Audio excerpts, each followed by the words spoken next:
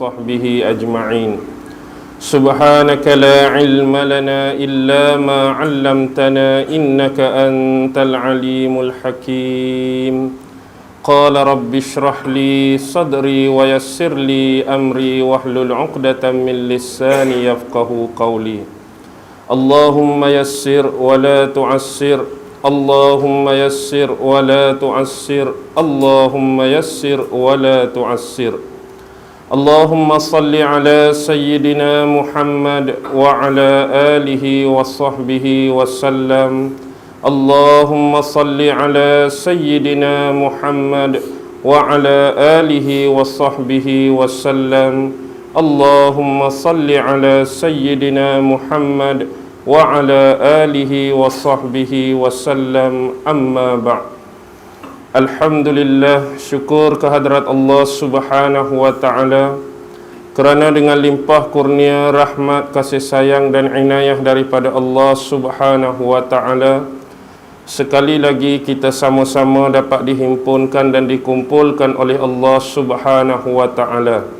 Tidak lain dan tidak bukan adalah semata-mata untuk mencari sebahagian daripada ilmu-ilmu yang diberikan oleh Allah, sebahagian daripada ilmu-ilmu yang dikurniakan oleh Allah Subhanahu wa ta'ala. Dan insya-Allah pada malam ini kita akan menyambung kembali serba sedikit perkara-perkara yang berkaitan dan bersangkutan dengan apa yang dikatakan ataupun disebut sebagai alam jin. Dan sebagai muqaddimah pada malam ini, memang di mana-mana tempat pun pasti tidak dapat dielakkan, selain daripada jemaah-jemaah yang hadir, yang kita nampak dengan mata kasar, berkemungkinan juga dalam jemaah kita ni ada makhluk-makhluk lain, makhluk-makhluk halus, makhluk-makhluk gaib yang berkemungkinan menyertai bersama kita. Jadi tak payah bimbang, tak payah takutlah, sebab depa je nampak kita, kita tak nampak dia. Tu saja. Jadi buat-buat tak tahu. Sebab kadang-kadang depa ni ada yang berniat jahat, depa ni ada yang berhati busuk. Kadang-kadang mereka ikut kita balik sampai ke rumah. Kalau ada majlis-majlis seumpama ini, iaitu seperti majlis-majlis yang membongkarkan rahsia-rahsia mereka. Kalau hari itu saya dah bukan upah, saya panggil 2 orang anak murid saya, suruh vacuum habis dalam rumah saya. Memang tak larat lah saya pun. Jadi mereka datang bersih, mereka datang vacuum, buang jauh-jauh penjara, Guantanamo Bay ke mana pun ikut dia lah kan. Baik, jadi pada malam ini insya-Allah kita akan berdepan sekali lagi dengan isu jin. Dan perumpamaan yang saya sebutkan bahawa mereka ini adalah makhluk-makhluk sama seperti kita, iaitu yang dijadikan dan diciptakan oleh Allah Subhanahu wa ta'ala. Cuma baki dan bezanya ialah kita ni Allah jadikan daripada unsur tanah, unsur rohani. Tanah itulah jasad kita dan rohani itulah roh kita.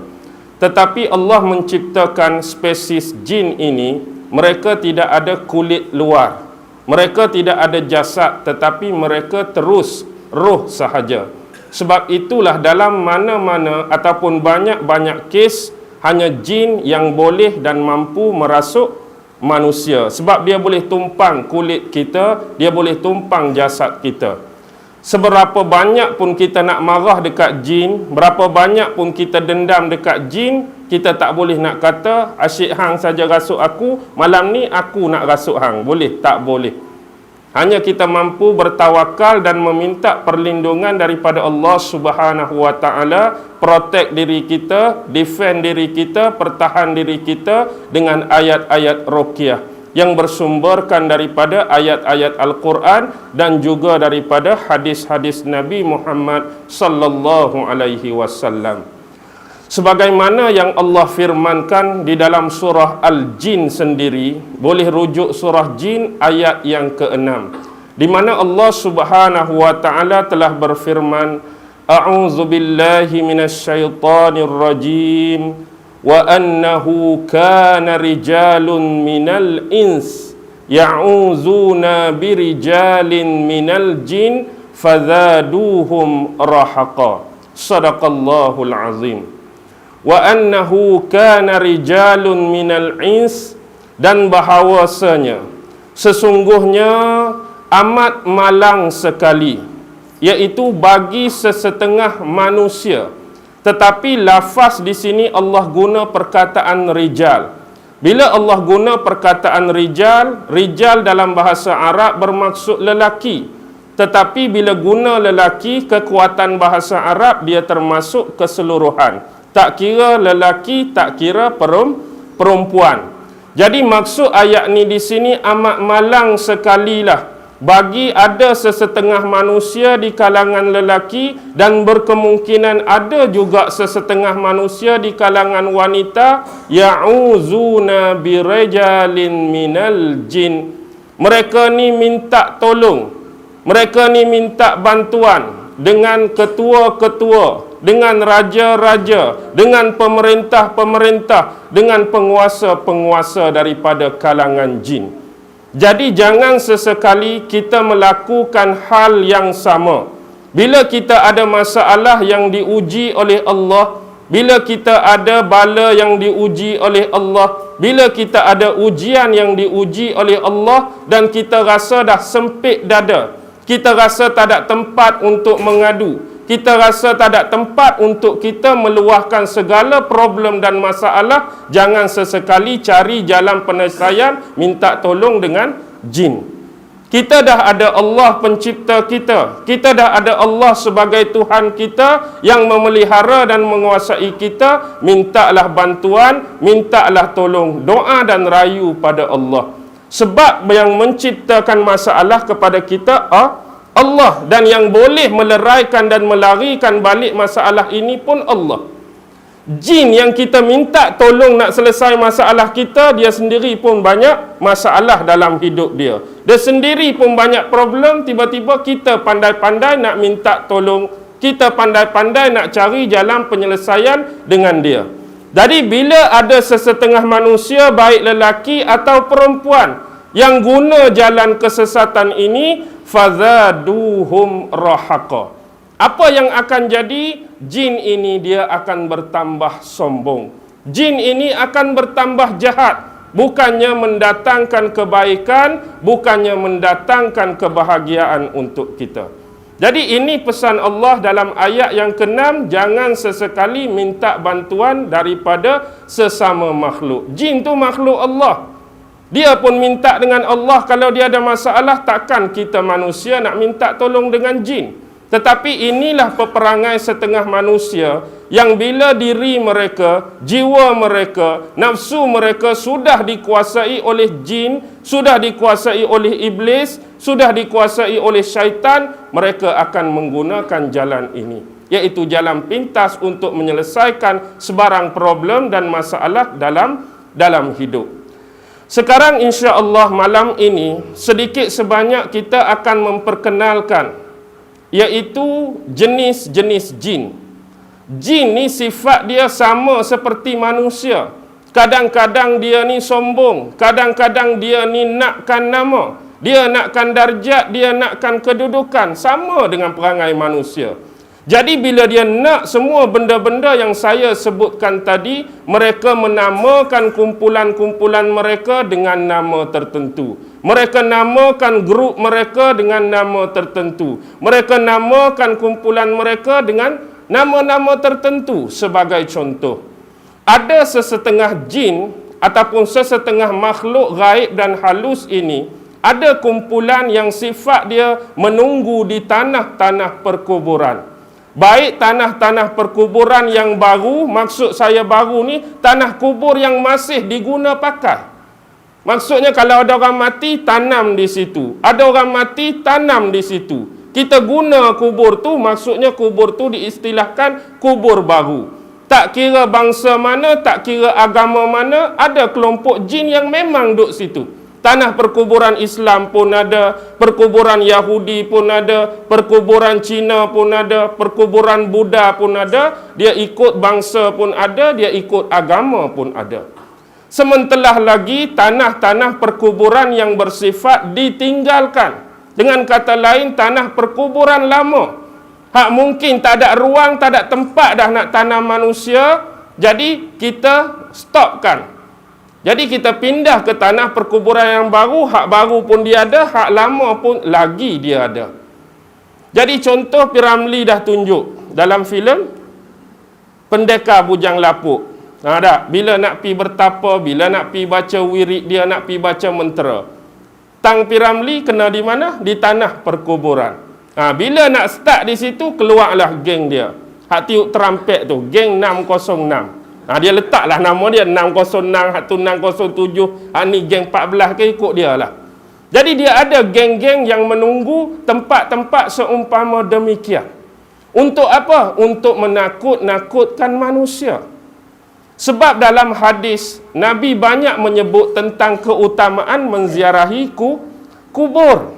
Menziarahi kubur ni antara keutamaan dalam agama kita. Kenapa perlu ziarah kubur, perlu ziarah mayat, perlu ziarah jenazah? Supaya menginsafkan diri kita. Sebab satu masa kita pun akan duduk tempat yang sama. Bukan kita nak hidup tongkat langit. Bukan kita nak hidup selama-lamanya. Satu masa kita mati. Satu masa Allah akan panggil dan tempat yang sama orang akan letak kita. Liang lahat tanah perkuburan. Jadi antara benda sunat ialah ziarah kubur, nak suruh insaf, nak suruh manusia ingat Allah. Tetapi jin, iblis, setan ni, bila kembali pada Allah, inilah jalan manusia nak ingat Allah, mereka buat awal-awal lagi sekatan dan roblok. Tempat ni bukan jadi tempat insaf diri, tempat ni kita akan buat jadi tempat menakutkan bagi orang. Hari ni, kalau suruh pergi kubur siang hari, mungkin ramai yang berani. Tapi bila pergi suruh malam, belum tentu lagi boleh pun. Kalau suruh bawa M16 dengan pistol pun dia, dengan orang tak apalah pistol M16, yang ni nak tembak hantu tak mungkin. Jadi hak ada pistol pun belum tentu lagi boleh duduk tunggu kubur. Inilah maksudnya benda ni dah membayangi hidup kita sejak sekian lama. Kumpulan yang kedua ini ialah kumpulan-kumpulan yang dianggap seperti menunggu gua. Kan dalam gunung-gunung, dalam bukit-bukit tertentu adanya lubang-lubang yang kita namakan sebagai gua-gua. Jadi ada kelompok-kelompok jin yang memang mereka suka menginap dan bermastautin dalam gua. Yang ini kita panggil jin gua sebagai contoh. Macam filem P.Ramlee jugalah kita guna waktu anak Haji Bakhil tu, dia kena sihir dekat Haji Labu kan. Jadi dia pi masuk dalam gua minta apa? Batu hikmat dengan pendeta tu kan. Pendeta hak duduk dalam gua. Kadang-kadang ada jin yang duduk dalam gua. Macam filem satu lagi, filem apa? Nujum Pak Belalang. Bila kawan tu nak sembunyikan harta yang dia rompak daripada istana, P.Ramlee menjamak jadi apa? Jadi penghuni gua tu kan. Jadi dia pun ampunkan kami dak penunggu gua tu. Jadi di situ P.Ramlee nak tunjuk masyarakat kita dah memang sinonim dengan tempat-tempat tersebut. Bila gelap, ada benda-benda yang pelik, ada benda-benda yang berbunyi, terus menganggap tempat tu ada orang duduk. Bukan makhluk seperti kita, tapi penunggu gua daripada kalangan jin, iblis dan syaitan. Kumpulan yang ketiga adalah kumpulan-kumpulan makhluk halus yang menunggu mayat-mayat tertentu. Maksud mayat-mayat tertentu ni bukan mayat yang dah ditanam, hak tu geng kubur dah ada. Tetapi yang mayat-mayat yang baru meninggal, mayat-mayat yang baru mati. Sebab itulah kalau ada kematian di kalangan adik-beradik, kematian di kalangan kaum kerabat, kematian di kalangan saudara terdekat, maksudnya kalau meninggal tu tempat-tempat yang kurang sesuai lah. Bukan mati di rumah, kadang-kadang mungkin mati di hutan, mati tengah padan, mati tengah laut. Sebelum kita nak minta pertolongan daripada orang lain, kita nak tinggal mayat tu, kalau boleh tutup mayat tu. Jangan biar dia lagu tu terdedah dan terbuka. Sebab bila kita tinggal untuk tempoh yang lama, mesti ada benda tu akan duduk sekali dengan mayat tersebut. Tak kiralah dia nak duduk di situ saja-saja ke, atau dia nak merasuk dalam mayat tersebut. Yang keseterusnya ialah jenis kumpulan-kumpulan yang dia ini menunggu jenis sifat-sifat tempat yang bersumberkan air. Hak ni paling banyak. Maksudnya ada dia duduk di teluk-teluk, ada dia duduk di kolam-kolam, ada dia duduk di tasik-tasik, ada dia duduk di sungai-sungai. Kadang-kadang ada sumber air yang bersifat lebih luas, iaitu seperti laut. Dan ulama-ulama kadang-kadang membahaskan isu jin laut dengan jin darat ni sebenarnya.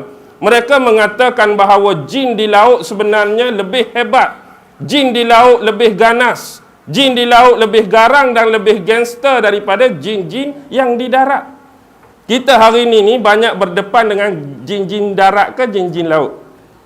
Jin-jin darat saja, tu pun tak mampu nak lawan dah. Apa lagi nak lawan dengan jin-jin hak bertaraf Raja Laut tu.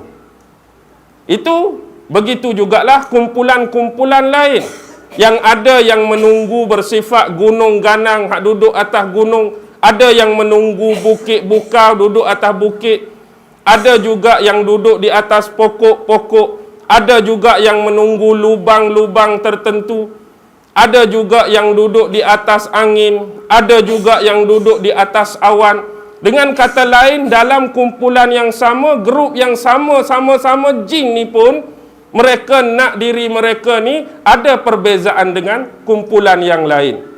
Macam kita lah, kita hari ni mungkin menamakan kita dengan nama kampung. Aku Bayan Lepah, hang Bayan Baru hang tu. Tapi jin pun dia nak. Dia dikategorikan dari sudut perbezaan tempat-tempat dan spesifik penilaian. Bagaimana mereka itu menguasai sesuatu kawasan ataupun sesuatu wilayah jajahan mereka.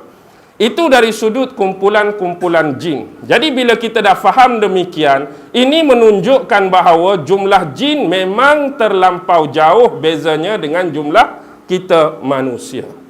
Mereka memang lebih ramai. Sebab itulah seorang ulama kata, kalau ditakdirkan kamu dapat lihat jin ni sama seperti aku dapat lihat jin ni, seumpama aku ambil sebatang jarum dan aku lambungkan jarum ni ke udara.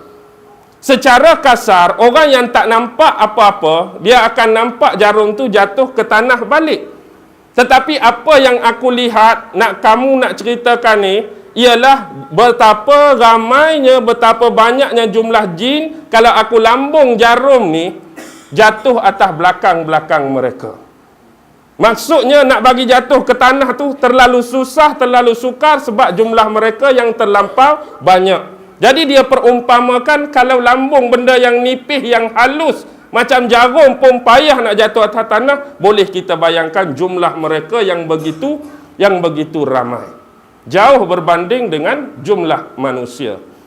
Baik, bila kita nak memperincikan secara lebih dalam dan lebih detail sebagai contoh, jin ni ada raja-raja, jin ni ada pemerintah-pemerintah, jin ni ada penguasa-penguasa, dan mereka juga ada kerajaan-kerajaan tertentu.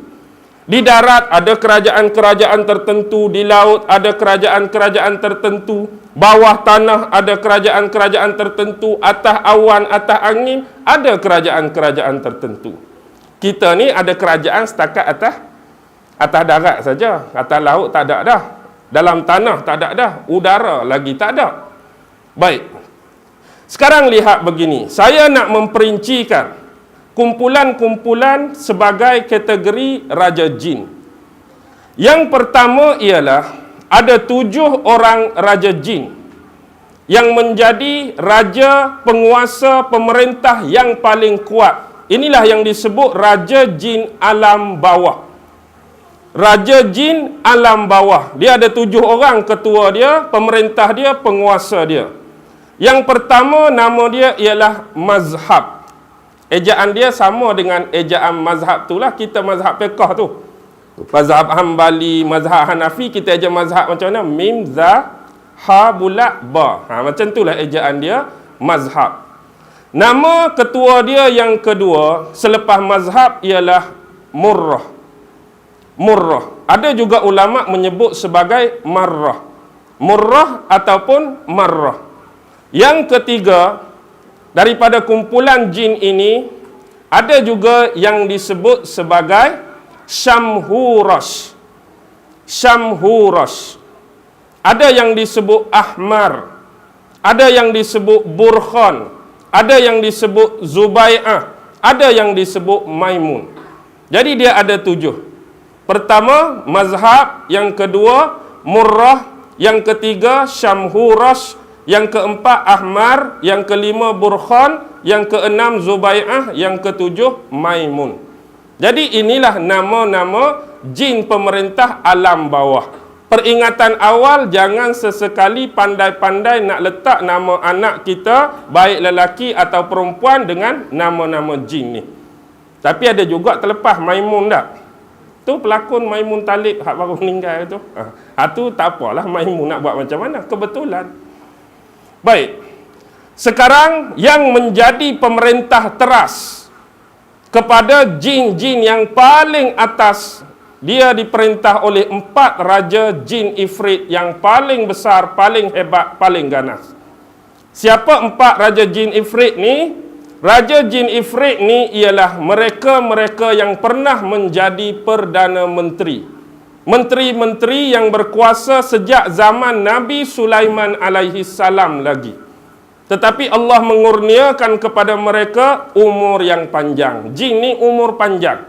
4 orang ni zaman Nabi Sulaiman lagi dah jadi menteri-menteri kepada Nabi Sulaiman. Yang pertama ialah Samris. Nama dia Samris. Yang kedua nama dia ialah Munalik. Yang ketiga Hadla Bajin. Yang keempat Syughal. Samris, Munalik, Hadla Bajin dan Syughal. Inilah hak alam bawah. Manakala jin-jin yang memerintah alam atas juga ada 7. Bila sebut alam bawah, kategori 7 dengan 4 tadi merujuk kepada jin kafir. Dan yang atas 7 ialah merujuk kepada jin yang beragama Islam. Jadi 7 raja jin alam atas ialah pertama Ruqyail. Kebanyakan nama mereka sama macam nama malaikat-malaikat. Kebanyakan malaikat kan ada il belakang kan. Jibril, Mikail, Israfil tu. Il tu apa maksud dia? Il tu bahasa apa ni? Il tu bahasa Ibrani. Bahasa kitab Taurat Nabi Musa. Il maksud dia hamba. Il tu hamba. Israel hamba Allah sebenarnya. Maksud asal Israel tu hamba Allah. Jadi yang pertama Ruqyail. Yang kedua Jibriyail. Jangan tertukar dengan Jibril lah. Jibril ni Jibriyail. Yang ketiga Samsamail. Yang keempat Mikyail. Jangan tertukar dengan Mikail. Mikyail. Yang kelima selepas Mikyail Sarifiyail. Yang keenam Ainyail. Dan yang ketujuh Abang sempat catat bang? Sempat? Kaspiail yang last. Okey, saya ulang balik. Kod-kod tak dan, kod-kod tertukar. Yang pertama Ruqyail. Yang kedua Jibriyail. Yang ketiga Samsamail. Yang keempat Mikyail. Yang kelima Sarifiyail. Yang keenam Ainyail. Yang ketujuh Kaspiail. Okey. Baik, itu nama 7 raja jin Islam alam atas. Manakala yang mengawal sama macam konteks jin ifrit yang 4 orang, yang kawal jin-jin Islam ini hanya ada seorang ketua dia. Ketua dia nama Tutamri Yamyali. Tutamri Yamyali. Setengah ulama sebut Tutamri Yamyaal pun ada. Tutamri Yamyali ataupun Tutamri Yamyaal. Okey. Sekarang ni kita dah ada raja jin 7 alam bawah, raja jin 7 alam atas. Ada ketua raja jin ifrit, ada ketua yang jaga untuk keseluruhan jin Islam, Tutamri Yamyaal. Tapi seorang yang Allah utus daripada kalangan malaikat dia yang kawal semua Jin-jin ni tak kira jin Islam ataupun jin kafir. Boleh dengar kan ni? Ke tak dengar dah? Dengar. Okey. Nama dia Maitotrun. Maitotrun ataupun gelaran dia Qutbul Jalalah. Maitotrun gelaran dia Qutbul Jalalah. Okey. Sekarang saya dah puas hati boleh cerita kepada anda semua nama-nama raja, pemerintah dan penguasa daripada kerajaan-kerajaan jin. Sekarang kita nak bergerak antara konteks pemahaman orang-orang di sebelah Nusantara macam kita, di Malaysia, di Indonesia, di Brunei, di Filipina dan sebagainya. Jadi ramai di antara orang-orang yang bersifat kejumudan, yang bersifat kekampungan. Mereka ni bila mereka mempericikan tentang jin, kita yang belajar, kita yang bersifat akademik ni, bagi kita bila sebut hantu tak ada benda lain. Hantu tu sebahagian daripada jin.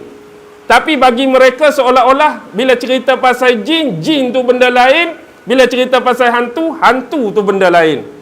Sama-sama makhluk halus, sama-sama ada, sama-sama wujud, sama-sama dia percaya. Tapi seolah-olah jin tu lain, hantu tu lain. Walhal tak ada pun istilah hantu dalam agama. Yang ada jin, iblis, syaitan. 3 tu saja. Baik. Sekarang walaupun mereka buat pembahagian, pemecahan kepada unsur-unsur tadi. Jadi antara nama-nama hantu yang sering disebut, yang popular, yang masyhur antaranya hantu raya sebagai contoh. Tapi jangan risau hantu raya ni sebab dia keluar 2 kali setahun saja, iaitu hari raya Aidilfitri dengan hari raya Aidil Adha. Hari tak beraya insya-Allah dia tak ada. Tu hantu raya. Yang kedua macam hantu pocong.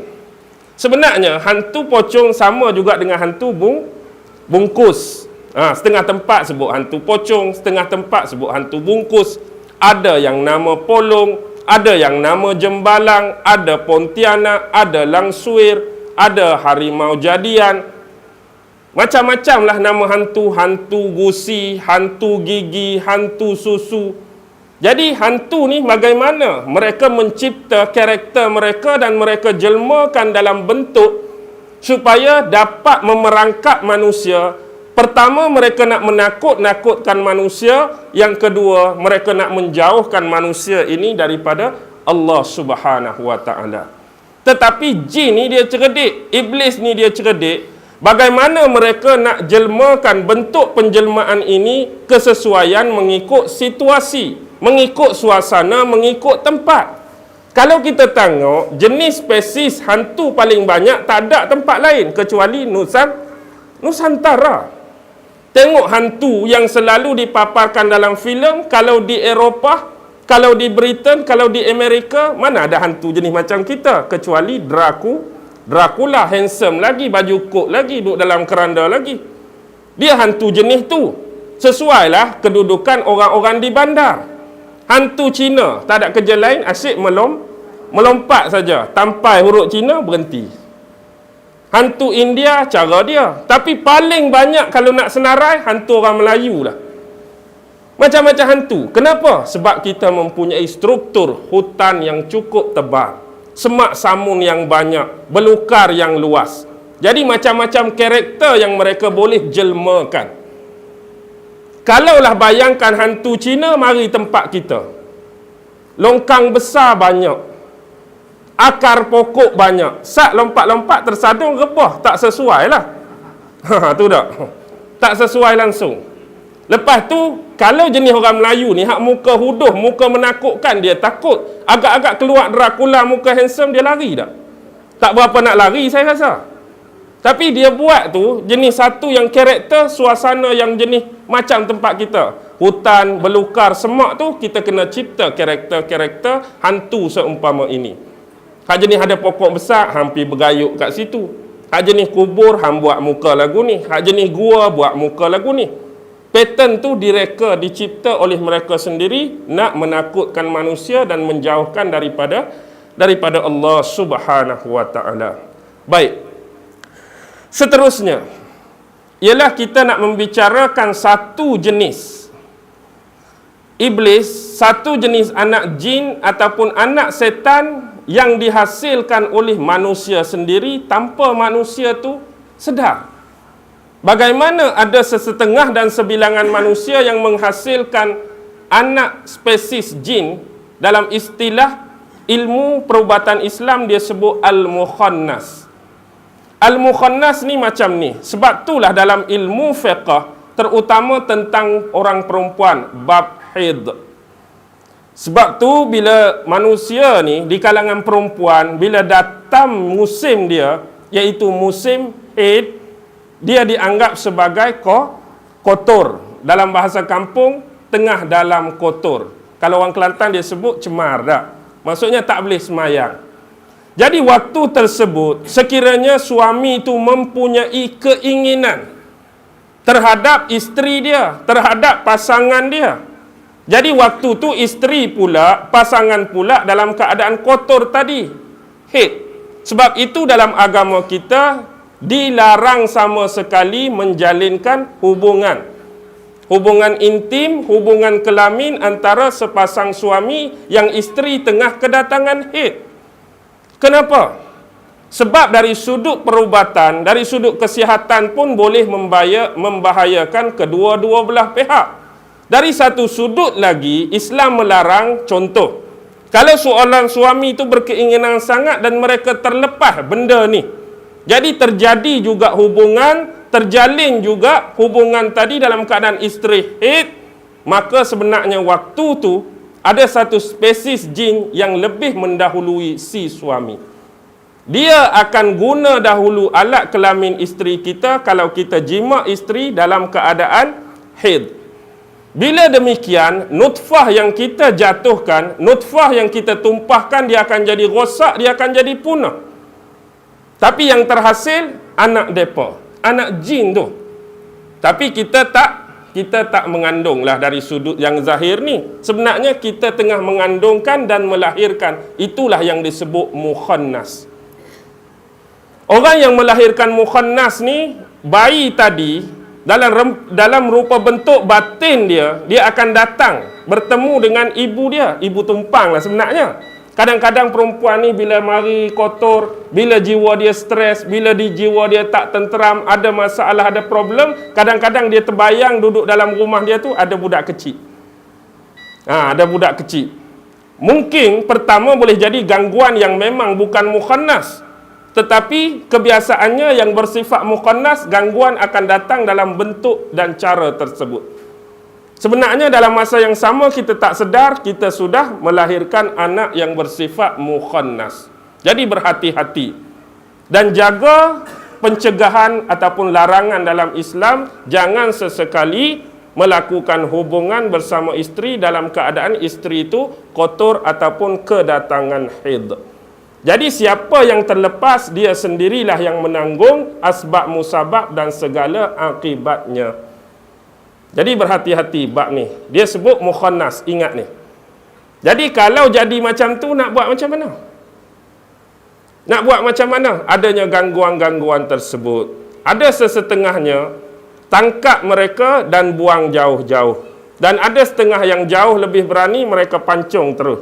Maksud pancung tu bunuh terus. Sebab dia bukan hasil daripada hubungan yang halal. Bukan hubungan yang sebenar. Cuma dia tumpang alat kelamin isteri seseorang untuk melahirkan mukhannas tadi. Okey, seterusnya. Ini adalah antara 9 jenis anak-anak jin, anak-anak iblis ataupun anak-anak syaitan yang begitu popular berkeliaran. Popular berkeliaran. Bila saya sebut lagu tu, jangan senyum, jangan ni tempat-tempat ni memang sinonim dengan anda semua. Yang pertama, nama anak jin ni ialah Zalitun. Zalitun. Yang kedua, nama dia Watin. Yang ketiga, nama dia A'wan. Yang keempat, nama dia Haffaf. Yang kelima, nama dia Murrah. Kebetulan nama dia sama dengan salah seorang raja jin alam bawah. Yang keenam nama dia Masud. Yang ketujuh nama dia Dasim. Yang ke-8 nama dia Halawan. Yang ke-9 nama dia Khalus. Baik. Yang pertama yang saya sebutkan tadi, apa nama dia? Zalitun. Zalitun ialah anak jin ataupun anak syaitan, anak iblis yang mereka ini bertempat di kedai-kedai. Mereka bertempat di pasar-pasar, mereka bertempat di pasar raya. Jangan main-main. Jadi mereka ni sudah ditemuduga dan interview oleh Tesco, Giant, Longwan dan sebagainya. Supaya duduk di situ tanpa gaji lah. Maksudnya sedar atau tidak sedar, apakah tujuan mereka berada di tempat-tempat tersebut. Bila kita pergi dengan isteri ataupun suami kita nak membeli belah, di sinilah mereka akan mula menyucuk jarum mereka, mereka akan goda kita. Padahal di rumah tu dah buat dah senarai barang nak beli dan berapa bajet. Hani nak beli, nak beli RM70 saja mah. Kita ni RM70 bajet hari ni. Tiba-tiba ada cawan set baru, perak dia cucuk. Belilah. Ada almari baru, ada hak tu baru, asal bajet RM70. Tapi hak nama Zalitun ni dia akan goda. Tak kira lah belah lelaki ke, suami, tak kira lah belah perempuan isteri ke, agar kita ni berbelanja secara lebih.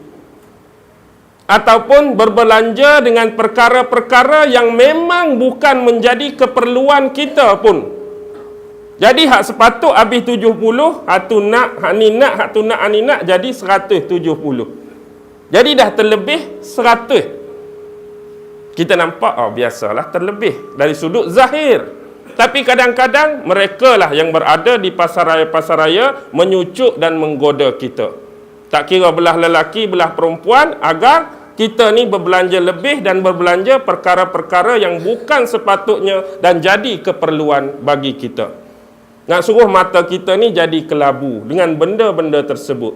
Kadang-kadang handphone ada dah, tiba-tiba dia main diskaun pula. Elok juga ni, beli pula handphone. Macam saya, dua-dua dah ada. Saya tunjuk saya sendiri. Tapi saya tu bukan Zalitun lah. Okey. Seterusnya, yang kedua disebut sebagai watin. Watin ni dia akan pergi kepada manusia-manusia yang Allah uji mereka. Ada sesetengah manusia Allah bagi musibah, Allah bagi ujian, Allah bagi bala, Allah bagi masalah, Allah bagi problem. Dan dalam keadaan manusia tu duk tengah stres, duk tengah pening dengan problem dia, dia mai cucuk, dia mai goda. Untuk apa? Supaya kita ni jadi prasangka buruk kepada Allah. Jadi kita pun nak berfikir yang bukan-bukan Allah. Pasal apalah Allah bagi orang lain tu tak pernah susah jiran aku. Aku ni hari-hari asyik susah. Minggu lepas dah susah banyak habis duit. Minggu ni banyak pula. Macam kamu ni tak adil lah Allah. Jadi dia nak suruh kita keluarkan perkataan-perkataan macam tu. Dia pergi cucuk nak suruh kita ni sangka buruk terhadap Allah, pelari kita daripada beriman kepada qada dan qadar yang Allah tentukan. Dia tak tahu bahawa makin banyak susah yang kita dapat, makin banyak pahala yang Allah nak bagi. Tapi manusia tak fikir pasal pahala tu sebab tak nampak pasal pahala. Kalau kecuali gedegang jatuh depan dia, tak apalah. Tak, sekali susah gedegang jatuh pahala. Sekali susah gedegang pahala. Sekali ujian gedegang pahala, baru mulut dia tak kata apa. Tapi bila dia tak nampak apa yang Allah nak beri di belakang hari untuk dia, dan di samping duk kena cucuk, duk kena goda, banyaklah akan terjadi perkara-perkara yang berselisihan dengan akidah asas Islam kita. Jadi berhati-hati dengan jin yang nama watin. Yang ketiga, jin yang nama a'wan. Yang ni insya-Allah dia tak mai kat kita. Insya-Allah jin yang nama a'wan ni tak mai kat kita. Sebab apa? Jin ni dia lebih suka duduk dekat, berdamping khusus untuk raja-raja, menteri-menteri, pemerintah-pemerintah dan penguasa-penguasa saja. Hak orang bawah ni insya-Allah jin ni tak mai. Jin yang bersifat awam ni dia nak suruh kalau raja, kalau menteri, kalau pemerintah jangan ambil tahu pasal rakyat. Jangan jaga soal kebajikan rakyat. Rakyat nak hidup ke nak mati ikut dia. Rakyat susah ke senang ikut dia. Rakyat sakit ke sihat ikut dia. Jadi dia akan cucuk jiwa-jiwa hati-hati raja ni supaya tidak melakukan kebaikan dan kebajikan terhadap orang hak duduk bawah dia. Jadi dia akan suruh kawan ni melakukan satu pengkhianatan terhadap tanggungjawab sebenar dia. Jadi kalau kita nak perincikan kecil lagi lah, bos-bos alik atas kita tu lah, mungkin dia pi lah. Jadi walhasil jadinya kita ni terabai dari sudut kebajikan dan sosialnya. Lepas tu pula, dia pula akan usik kita dengan cara, kamu ni raja, kamu ni menteri, kamu ni penguasa, jangan sesekali kamu rapat dengan orang alim, kamu raja jangan rapat dengan ulama-ulama. Kalau mereka nak baca ayat Quran, mereka nak baca hadis, mereka nak bagi nasihat kepada kamu, jangan dengar. Tu tugas dia. Yang nama A'wan. Seterusnya, yang nombor 4 nama dia Hafaf. Hafaf ni insya-Allah juga tak mai kat kita. Sebab Hafaf ni dia akan duduk bergelewak, berkeliling hanya pada kaki-kaki botol. Kaki-kaki botol, inilah setan yang nama Hafaf. Kaki-kaki judi, Hafaf. Kaki tikam nombor, Hafaf. Jadi kalau malam ni ada hak jenis botol, ada hak jenis judi, ada hak jenis nombor, ada Hafaf lah dengan dia. Jadi itulah tugas dia, cucuk kita, goda kita dengan jalan-jalan kesesatan tadi. Jadi dia akan berkumpul di mana yang lebih sinonim dengan arak, lebih sinonim dengan khamar, lebih sinonim dengan jenis minuman memabukkan ni, dia piduk mana? Dia piduk di pub-pub, dia duduk di disco-disco, dia duduk di kelab malam, lounge-lounge tertentu, pusat-pusat tertentu yang menyediakan minuman-minuman bersifat demikian. Jadi hak jenis kaki nombor pula dia duduklah di 4D, dia duduk di Magnum, dia duduk di Sport Toto. Adalah situ. Baru tikam RM1, RM10 lah. RM10 lah kalau kena ni banyak RM10. Kita pun tambah pula RM10. Lepas tu ada hak jenis berjudi. Alah takkan main teruk tikam RM3 je. Tambahlah 100 ke 50 ke, bagi banyak sikit dapat duit. Dia duk cucuk-cucuk benda macam tu. Jadi hak kurang tebal iman dia memang akan terkena. Tu nombor 4 iaitu Hafaf. Manakala yang nombor 5 disebut sebagai Murrah. Murrah ni dia lebih suka kepada berbentuk lagu, nyanyian dan muzik. Ni terkena kat penyanyi-penyanyi lah kot. Minta maaf lah saya sebut lagu ni. Tak. Lah ni macam-macam. Akademi Fantasia, Mento Menti, Gegar Waganza. Apa lagi hak tua tu? Kilauan mah tak sedap diri pun ada. Tak. Tapi tak apalah. Dia pun nak menyanyi lah. Tapi tempat-tempat lagu tu lah. Kita dah sebut tandingan-tandingan macam tu, hak jadi masalahnya hak duduk depan depa tu lah. Hak duduk atas kursi ramai-ramai tu, adalah geng-geng yang disebut Murrah tadi. Tiket mahal sikit pun tak apa, janji dapat tengok artis pujaan, dan dapat tengok artis lama-lama, dapat sokong orang kampung kita, dapat sokong orang taman kita, janji puas hati. Tapi benda-benda tu melalaikan dan melarakan. Jadi dia cucuk cara muzik, dia cucuk cara lagu-lagu dan sebagainya. Baik, yang seterusnya, yang keenam, nama dia Masud. Masud ni, sudah hak ni. Hak jenis Masud ni, dia duduk sini saja. Dia duduk di bibir-bibir mulut kita. Untuk apa? Cakap bohong, cakap menipu, cakap berdusta, umpat orang, caci orang, buka aib orang, kata-kata kesat. Tu geng-geng Masud tadi duduk. Jadi kita hari ini janganlah sesekali terpedaya. Jangan terlepas mulut kita ni nak ucap benda-benda yang dilarang dalam agama, terutama yang bersifat pembohongan, penipuan dan pendustaan. Jadi kalau ada orang bergaduh saja, masuk lagi cepat. Ni duk kata kat orang ni duk kata kat orang ni. Tu duk tuding kat orang tu, tu duk tunjuk kat orang ni. Ni duk fitnah orang ni, ni duk buka aib orang ni. Jadi sia-sia saja hidup kita kalau tertipu dengan sifat-sifat dan pekerjaan-pekerjaan iblis atau syaitan yang nama masuk tadi. Okey, yang ketujuh. Lepas pada masuk ni, dia ni sejenis setan macam mana? Setan ni, sifat dia ialah dia suka duduk di depan pintu rumah kita. Hak nama Dasim tu, nombor 7. Dia duduk depan pintu rumah. Dia tunggu apa? Tunggu bila suami balik ke, isteri balik ke, ahli rumah balik ke, tanpa didahului dengan mengucap salam. Masuk rumah, keluar rumah, tak ada assalamualaikum, tak ada waalaikumsalam, dia akan terjah masuk. Jadi tunggu di pintu je hari-hari. Jadi bila kita tak ucap salam, lepas tu dalam rumah tu pun jarang baca Quran, jarang sebut nama Allah, jarang selawat, hatulah rumah kita tu kadang-kadang jadi panas. Bila panas, suami balik kerja, lewat sikit, isteri orang pergi mana? Takkan minum kopi pun sampai pukul 1 pagi. Kawan tu memanglah duk berbual kedai kopi. Tak kena. Lepas tu duk bergaduh. Anak tanya kerja sekolah tak pandai buat, marah. Anak dapat markah rendah, tampak. Anak tak lulus, tendang. Macam-macam. Jadi tak seronok duk dalam rumah. Jadi panas. Tu sebab setan yang nama Dasim. Inilah dua orang ni, Ghostbuster ni. Hak baru ni Dasim ke apa? Hak pi vacuum tu. Lepas ni kalau nak panggil vacuum mana-mana, inilah dia. Ni panglima, yang ni kapten. Saya bawa khusus ni.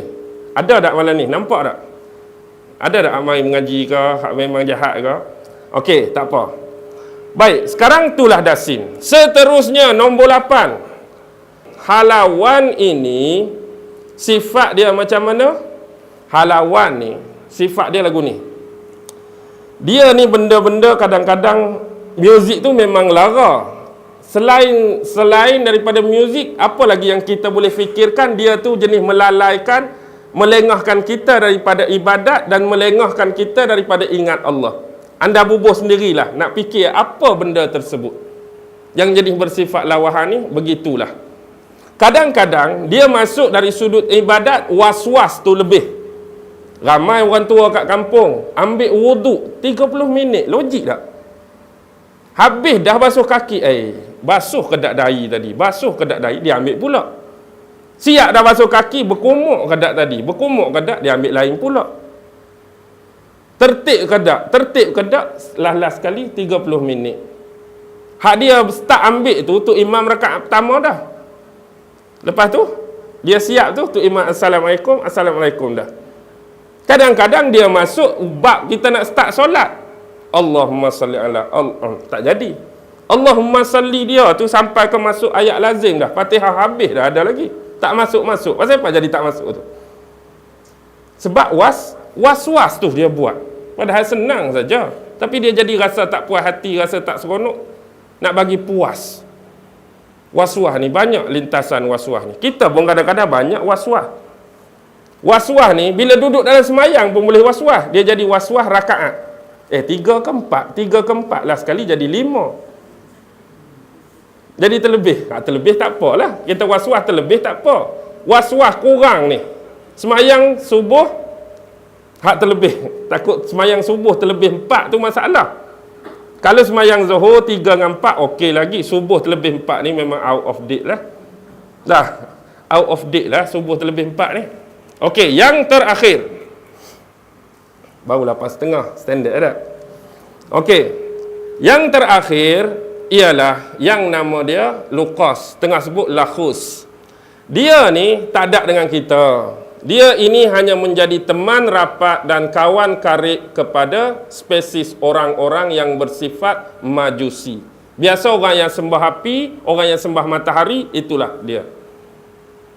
Kita hari ni tak sembah api, cucuh api saja. Takut adalah sikit-sikit tak. Lepas tu satu lagi sembah matahari. Ni tak ada lah kita ni sembah api, sembah matahari ni. Tapi kok dia nak mai datang kok cara lain, wallahu alam. Bila-bila masa saja dia boleh datang walaupun ada nama-nama dan pengkhususan tugas. Okey.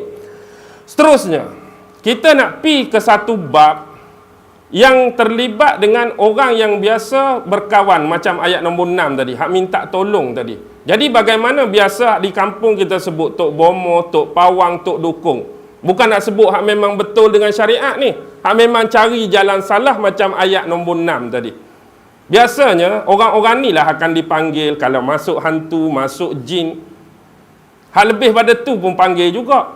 Hak lebih pada tu pun panggil dia juga. Barang saya hilang tu, cuba tilik-tilik sikit, dia sendiri pun tak nampak. Padahal kadang-kadang kerja dia sendiri. Dia pi suruh jin dia ambil kambing kita kat padang, dia pi sembunyi mana-mana lah, celah pokok ke apa. Lepas tu kawan tu pun cari kita. Kita pun rosak, aku tilik. Oh, duk celah pokok tu macam nujung 4 belalang tu lah lebih kurang. Padahal hak dia dah buatnya. Dia pun boleh tahulah sebab jin dia yang letak. Kadang-kadang dia sendiri yang buat orang kampung tu sakit. Dia suruh jin dia pergi letak benda lah apa. Lepas tu dia katalah, oh, aku rasa ada benda ni orang tanam bawah tiang yang ketiga. Padahal jin dia yang tanam. Sebab tu profession dia cari duit kot tu je. Lepas tu orang duk bayar 50, orang duk bayar 100. Jadi beli rokok dan beli rokok gudang garam 3 hari habis. Tak ada duit. Pergi suruh jin buat benda lain pula. Nak commission pula ni. Lagu tu lah lebih kurang. Faham tak? Okey. Ada sekurang-kurang 8 jalan bagaimana seseorang tu nak menghubungkan diri dia dengan spesialis makhluk halus ni. Jadi hak biasa dia buat, inilah jalan-jalan yang popular dan masyhur dalam ilmu perubatan, ilmu menghubungkan diri dengan jin yang salah. Pertama disebut sebagai tariqatul iqsam. Apa maksud tariqah? Tariqah ni jalan. Iqsam ni bahasa Arab al-qasam, iaitu sumpah, perjanjian, MOU. Dengan siapa? Dengan jin, dengan iblis, dengan setan. Contoh kita tengok ahli-ahli sihir, ahli silap mata terkenal. Memang mereka ada bai'ah, mereka ada janji, persetiaan, MOU. Contoh macam Orion Greenfield, mereka ada surat khas. Dan surat tu ada tanda tangan iblis, tanda tangan jin dan cok jin ifrit. Ada jelas. David Copperfield, tiap-tiap tahun mesti dia akan pergi ke Kahirah Mesir, dekat piramid tu. Sebab dia dah ada perjanjian. Macam ahli-ahli sihir terkenal lain yang ada hubungan, mereka memang ada perjanjian khusus. Yang ini dipanggil sebagai tariqatul iqsam. Bersumpah sungguh, buat perjanjian, persetiaan, tanda tangan apa. Dan tak boleh sesekali melanggar isi-isi perjanjian di dalam surat tersebut. Itu ramai. Hak kita pun, orang-orang pawang, tok dukun, tok bomoh pun, hak jalan salah, mereka ada perjanjian. Jalan yang kedua disebut tariqatuz zabhi. Tariqatuz zabhi ini ialah jalan dengan melakukan upacara penyembelihan. Hak janji itu satu hal. Ni tak cukup dengan janji, kamu kalau nak suruh aku datang, nak suruh aku mai, nak suruh aku hadir, kamu kena korbankan. Kadang-kadang binatang. Jadi kita sembelih kambing. Kadang-kadang bukan nak kambing tu, bukan nak daging kambing, nak darah tu. Nak jadikan upacara ritual dan pemujaan. Tak cukup dengan tu, ada sesetengah tempat di India bukan kata kambing, dia culik kanak-kanak. Bila tiba bulan purnama, mereka akan melakukan pemujaan dan ritual. Mereka sembelih, mereka bunuh budak ni, ambil darah manusia. Nak bagi power lagi, nak bagi kuat lagi. Tak cukup dengan darah, ada waktu dia, ada saat dia, matahari, bulan purnama, tarikh sekian-sekian, ada tahun-tahun tertentu. Nak bagi jin yang besar, jin yang lagi kuat, jin yang lagi power. Padahal hari bulan mana pun jin tu boleh main. Tapi sebab dia nak tipu kita ni, nak suruh kita bersungguh nak kat dia. Padahal tak tarikh tu, malam ni kalau panggil pun dia mai. Tak, jumpa kedai kopi mana-mana dia mai lah. Kata Radik 2 cawang kah nak makan-makan lah. Dia boleh mai. Tapi sebab kita ni terpedaya. Kalau nak panggil jin ni tak boleh biasa-biasa. Kena malam tu, kena malam ni. Dia nak suruh kita jadi payah. Bersungguhnya dia nak tengok kita tu nak kat dia. Itu yang bodoh kena tipu tu. Okey. Seterusnya, tu tariqatuz zabhi. Seterusnya dia panggil tariqatus sulfiyah. Tariqatus sulfiyah ni ialah jalan kenistaan. Jalan yang jenis karuk-maruk yang tak masuk akal kadang-kadang. Contoh, berlaku di Bacok ni. Lama dah ni. Tok-tok saya dulu cerita. Di Bacok ni ada seorang pakcik tua, walaupun umur dia 80-85, tapi dia tetap kuat. Melebihi kudrat dan kuasa orang muda. Bila dia meninggal, jadi banyak gangguan-gangguan datang kepada anak cucu duk ganggu. Dia dah meninggal dah. Tiba-tiba marilah seorang ustaz. Perkara pertama yang ustaz tu dapat detect ialah tandas dia. Tandas dia tu tak macam orang lain. Orang lain membelakangi kiblat. Dia menghadap kiblat. Pasal apa? Tandas menghadap kiblat pelik. Lepas tu bomoh tu detect, ada benda bawah telapak tempat kita nak pijak tu kan. Kalau kita nak berak mencangkung tu kan ada benda tu. Bila korek dua benda tu, ya Allah, Masya Allah, Quran 2 biji. Quran duk bawah tapak tu. Jadi inilah perkara yang disebut Tariqatus sulfiyah. Yang melanggar adat, penuh kenistaan, penuh kejijikan. Tak masuk akal. Quran dia pun boleh buat lagu tu. Pijak Quran tu satu hal. Ni memang kena pijak. Lepas tu duk buang najis, buang taik, menghadap kiblat. Ya Allah. Tapi semata-mata nak kebal, nak kuat, tapi mati juga. Kalau kebal, kuat, tak mati-mati, okey lah juga nak buat tak? Ni mati, tak ada guna juga. Kadang-kadang macam di Macang, tahun 60-an dulu, tahun 70-an, awal-awal. Dia ni pengamal ilmu kepala taik. Tahu ilmu kepala taik? Ilmu kepala taik ni ialah dia akan buat pemujaan, ada jampi, ada mentera dia. Tapi syarat nak bagi lagi power ilmu kepala taik ni untuk kebal. Dulu orang-orang ada ilmu kepala taik, dia curi kambing, curi lembu depan tuan saja. Tuan baru tambak, dia ambil lembu depan tuan. Lembu pi takik dengan parang ke, dengan kapak ke, tak tembus, tak lut pun. Jadi cara nak bagi mujarab ialah setiap kali dia rasa nak buang air, buang najis, nak berak, kepala taik mula-mula tu. Hak baru keluar tu dia kena ambil, dia kena lumuk dekat badan dia. Sekali dengan baca jampi dan mentera dia. Kepala, tu panggil ilmu kepala taik tu. Kepala taik hak mula-mula, hak keras sikit tu. Setiap kali nak berak kena ambil kepala taik tu, cumur. Lepas tu syarat dia lagi, dia hanya boleh mandi sekali sebulan, iaitu hujung bulan. 29 hari bulan. Taik hari-hari pakai. 1 bulan, 2 bulan duk lagu tu lah. Duk busuk lagu tu, dia tak boleh mandi. Dia kena mandi hujung bulan. Lepas tu kita tanya, pasal apa 29 hari bulan, bukan 31 bulan? Dia kata 31 bulan orang kafir, 29 bulan orang Islam. Oh, dia sedak dia kata orang Islam. Dia sedak dia orang Islam. Tak boleh guna kalender orang kafir. Dia akan duduk di sungai, dia akan bersihkan sungguh-sungguh hari 29. Lepas tu dia duk buat taik pula. Sampailah hujung bulan. Kalau nak lagi power, masuk pecah rumah orang, merompak ke, mencuri ke, kebetulan dia rasa nak berak, dia kena ambil kepala taik tu, letak dalam pinggang, letak atas meja tuan rumah, meja makan. Lagi power jadi. Okey, contoh duk ambil barang, rasa nak berak, pergi ambil lekas-lekas pinggang ke piring, tadah kepala taik tu, letak atas meja makan tuan rumah. Lagi power. Jangan ketawa, betul ni. Tu ilmu kepala taik. Tapi tengok dahsyat tak dahsyat. Allah nak tunjuk dia tertidur atas wakaf. Wakaf orang Kelantan ni dia terbahagi pada dua. Satu wakaf ada tepi jalan, satu wakaf atas kubur. Dia tertidur wakaf atas kubur. Allah nak tunjuk semut masuk dalam telinga saja. Semut masuk dalam telinga, mungkin gigit, menggelupur, dia meninggal. Jadi Allah jauh-jauh belajar ilmu taik, mati dengan semut. Malulah tak? Bila mati tu Allah mayat dia tak payah ceritalah. Jadi buka aib pula.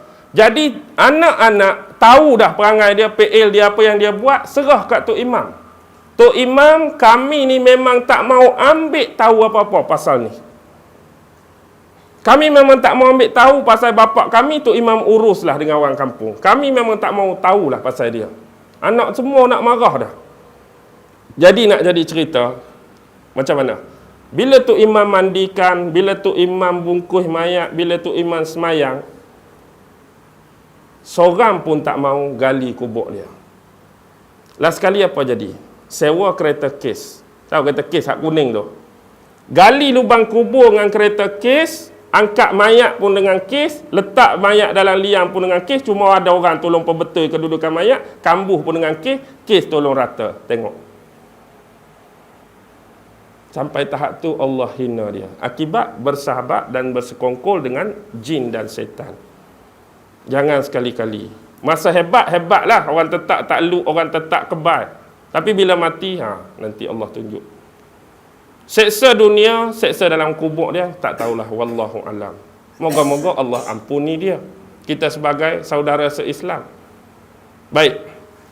Sekarang tariqah yang keempat. Ini disebut tariqah an-najasah. Tariqah an-najasah, najasah tu an-najis dah. Najis lah najasah. Tapi bukan bentuk tadi.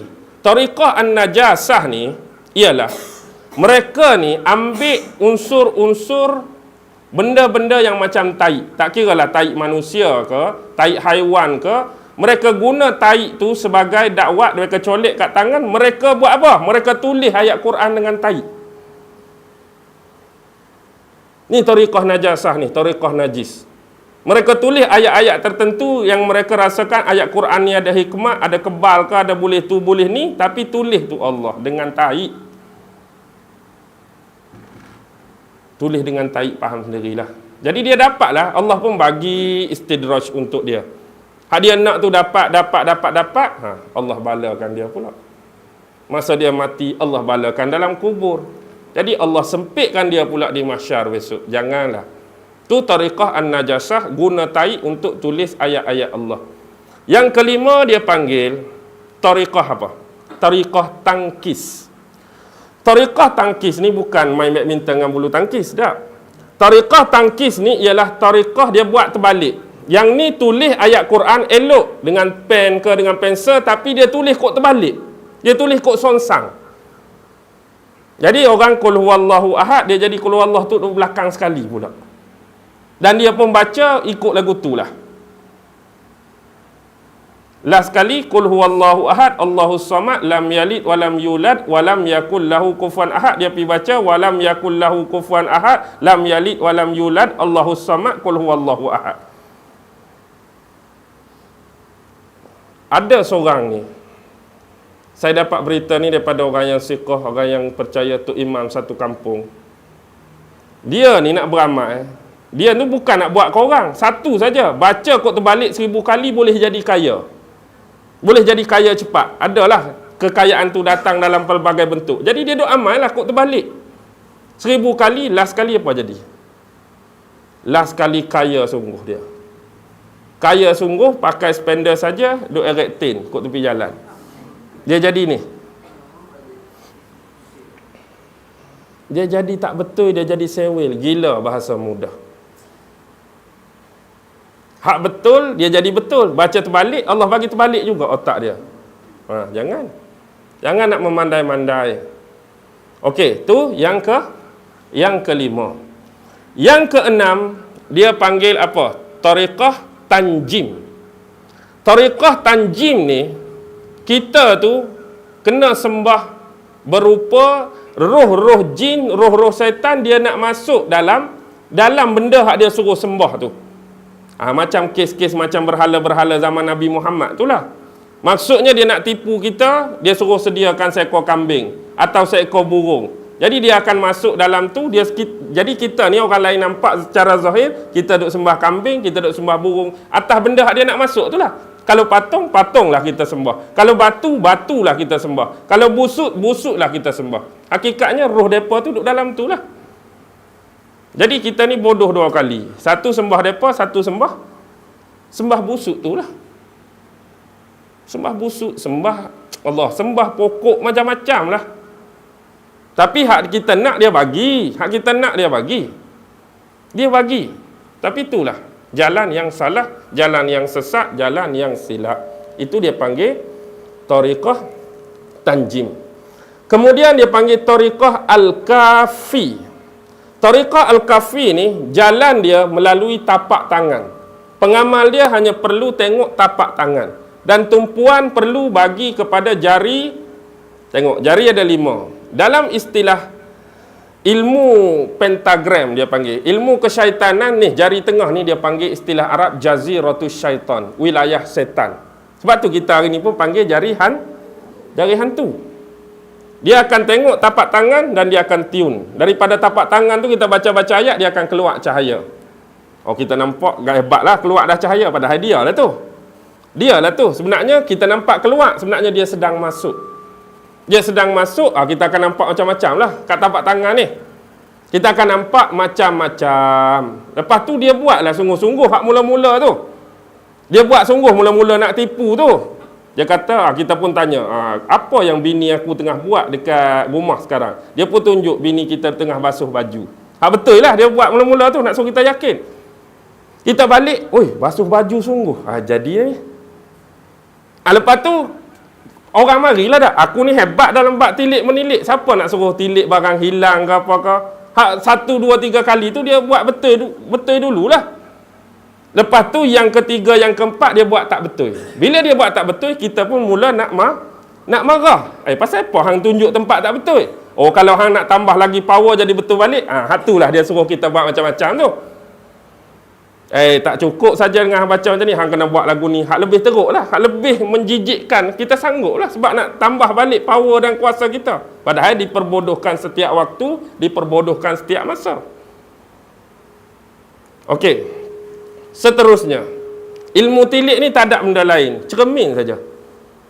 Pi Tesco beli cermin, boleh nak tilik macam mana pun. Tak, betul? Betul ke tak ni? Pi Tesco beli cermin, tilik lah, nak tilik apa pun, nampak semua. Okey. Tariqah yang terakhir ialah tariqah apa? Ini dipanggil tariqah al-asar. Asar maksud dia kesan. Tariqah ni lah yang orang Yahudi dulu guna untuk Rasulullah. Maksudnya dia ambil barang-barang daripada tuan yang orang dia nak tu. Macam Nabi, mereka ambil rambut. Macam tu. Mereka ambil rambut, mereka puja, mereka baca ayat, baca mentera, jadi orang tu sakit, orang tu menderita. Sampai kadang-kadang hak teruk, bawa maut. Jadi sebab itulah dalam Islam, bila kita ketip kuku, Nabi disunahkan supaya kita tanam. Tak mau jadi benda macam ni. Kita hari ni ketik-ketik, sapu sampah, kadang-kadang buang. Contoh, orang mungkin tak guna dah lah ni. Tapi kalau orang nak guna, orang boleh ambil lah tu. Rambut kita, kuku kita. Rambut kita, kuku kita memang boleh buat macam-macam. Kadang-kadang mereka pergi ambil barang-barang kita hak duk jemur tengah malam tu tak. Kadang-kadang Allah, tak panas mana hari ni. Kita pun tak angkat lah kain-kain tu tak. Orang ambil baju kita, seluar kita. Tapi biasanya orang nak hak tak basuh lagi. Hak peluh-peluh kita tu masih ada. Jadi hak tu lagi mujarab. Dia ambil, dia bagi kat Tok Bong puja, kita jadi sakit, kita jadi gila kat orang tu. Kita jadi hidup tak tenteram dengan pasangan kita, suruh gila kepada orang yang hak buat kita tu. Jadi berhati-hati. Okey, itulah 8 jalan, 8 tariq. 8 jalan, 8 tariq. Cara kita nak berhubungan. Hak dalam satu kitab yang saya beli kat Mesir tu, dia ada cara nak hadirkan dan jelmakan jin dalam masa 1 jam. Macam-macam cara. Kalau buat ikut gaya dia, insya-Allah mai dalam masa 1 jam. Boleh mai jin tu. Hak betul-betul kita nak berkomunikasi lah. Hak tak ajak dia nak mai ni memang berlambak dah. Hak dia nak mai kat kita, hak kita tak ajak ni, hak memang betul-betul kita nak jemput dia ni dalam masa 1 jam. Macam-macam cara dalam tu.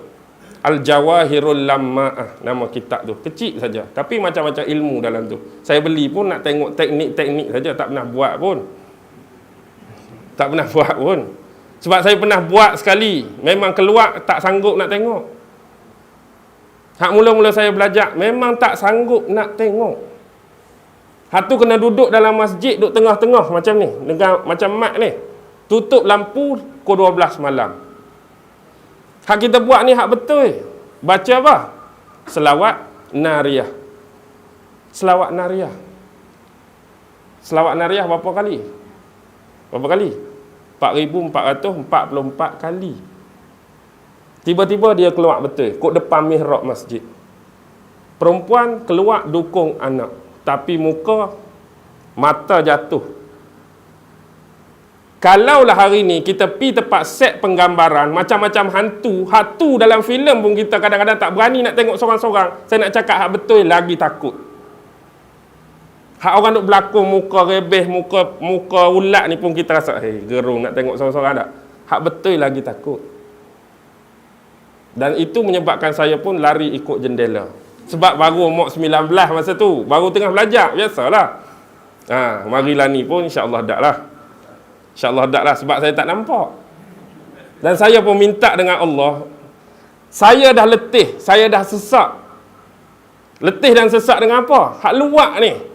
Hak nampak hak perangai jin dengan iblis pun berlambak dah meletihkan saya. Janganlah tunjuk hak memang jin perangai jin ni. Itu saya minta. Tak apa, dua orang ni dia nampak. Jadi itulah ada defend untuk mereka. Baik. Habis bahagian tu. Sekarang ni kita nak pi ke satu tempat, iaitu kita nak membahaskan antara cara-cara yang kebiasaan diguna. Mereka guna patung kan. Ada yang guna santau. Ada yang guna teluk layang. Ada yang guna tangkal. Ada yang guna azimat sebagai contoh. Baik, contoh patung. Macam hak tadi, patung biasa mereka akan guna tariqah terakhir tu, tariqah asar. Kalau ada rambut, mereka akan ikat rambut sekali dengan patung tu. Kalau ada kuku, kalau ada kulit, mereka akan ikat dekat patung tu. Mereka akan cucuk benda tajam. Hak biasa sinonimnya jarum. Cara nak cucuk tu kena ada ilmu, bukan boleh cucuk suka-suka. Cara nak cucuk ada dua. Biasa, cucuk dengan jalan ikut konsep patung, dia lambat berkesan. Ikut konsep patung macam ni. Patung ada kepala, ada tangan, ada badan, ada kaki. Kita nak suruh sakit kepala, takkan nak cucuk dekat kaki tak? Kita akan cucuk kepala. Tu konteks biasa. Dia akan menderita sakit, dia akan meraung-raung kesakitan, tapi belum tentu boleh bawa maut. Hak terlebih mungkin boleh bawa maut kalau takdir Allah berserta. Tapi dia ada satu lagi cara yang lebih berkesan, iaitu mempelajari ilmu huruf dalam badan kita. Huruf abjad, alif sampai ya tu dah memang ada dalam tubuh kita. Ini saya cakap secara rambang. Contohlah kita kata, alif duduk di dahi, ba duduk mata ni, ta duduk sini, jim duduk sini.